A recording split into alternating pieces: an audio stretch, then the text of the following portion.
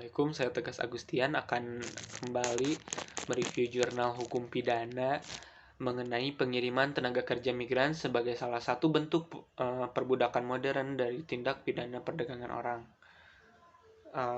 Langsung saja ya.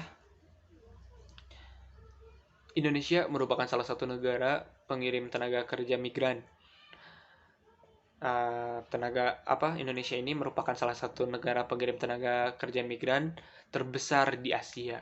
Pengiriman tenaga kerja migran umumnya dilakukan dengan berbagai cara, baik legal ataupun ilegal.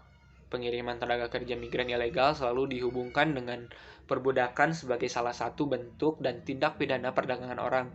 Tindak pidana perdagangan orang dapat terjadi dalam bentuk, namun biasanya bertujuan untuk mengeksploitasi korban guna mendapatkan keuntungan. Sekalipun berbagai rencana strategis dalam upaya penanggulangan sudah direncanakan dan dilaksanakan, namun realita dalam masyarakat masih banyak kendala yang dihadapi dalam pencegahan tindak pidana perdagangan orang dengan modus pengiriman tenaga kerja migran. Oleh karenanya, diperlukan kerjasama dan sinergitas antara semua komponen dalam masyarakat, aparat negara hukum, dan pemerintah.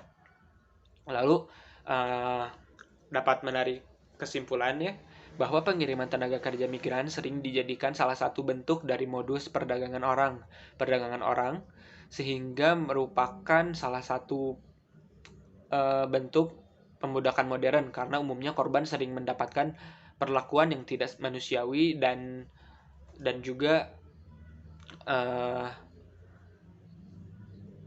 dapat pelanggaran terhadap hak asasi manusia. Keadaan ini didukung oleh adanya budaya masyarakat yang masih banyak memfasilitasi praktek perdagangan orang dengan modus pengiriman tenaga kerja.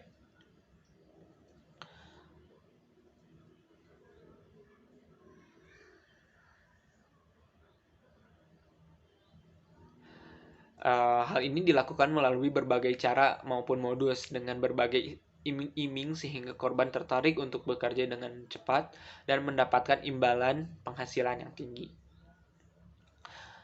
Pengiriman tenaga kerja migran baik pada lingkungan domestik maupun publik sudah sangat memprihatinkan.